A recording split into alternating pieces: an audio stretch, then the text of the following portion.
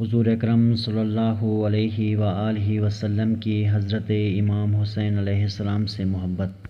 ایک موقع ایسا آیا کہ حضور نبی اکرم صلی اللہ علیہ وآلہ وسلم نے دوران نماز حضرت امام حسین علیہ السلام کی وجہ سے اپنے سجدے کو طول دیا، جس کو امام نسائی نے حضرت عبداللہ بن شداد سے روایت کو نقل کیا ہے کہ وہ اپنے والد سے روایت کرتے ہیں کہ رسول خدا صلی اللہ علیہ وآلہ وسلم عشاء کی نماز کے لیے ہمارے پاس تشریف لائے، اس حال میں کہ آپ حضرت امام حسن علیہ السلام یا حضرت امام حسین علیہ السلام کو اٹھائے ہوئے تھے۔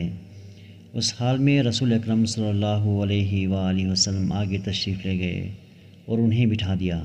پھر آپ نے نماز کے لیے تکبیر فرمائی اور نماز ادا کرنے لگے۔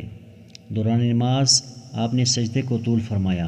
میرے والد کہتے ہیں کہ میں نے سر اٹھا کر دیکھا کہ حضور اکرم صلی اللہ علیہ وآلہ وسلم حالت سجدہ میں اور شہزادہ آپ کے پشت انور پر سوار ہیں، تو میں پھر سجدے میں چلا گیا۔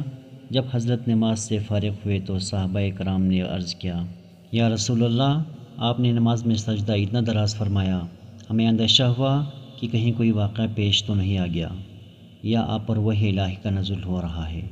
تو حضور اکرم صلی اللہ علیہ وآلہ وسلم نے ارشاد فرمایا کہ اس طرح کی کوئی بات نہیں، سوائے یہ کہ میرا بیٹا مجھ پر سوار ہو گیا تھا، اور جب تک وہ اپنی خواہش سے نہ اترے مجھے اجلت کرنا ناپسند ہوا۔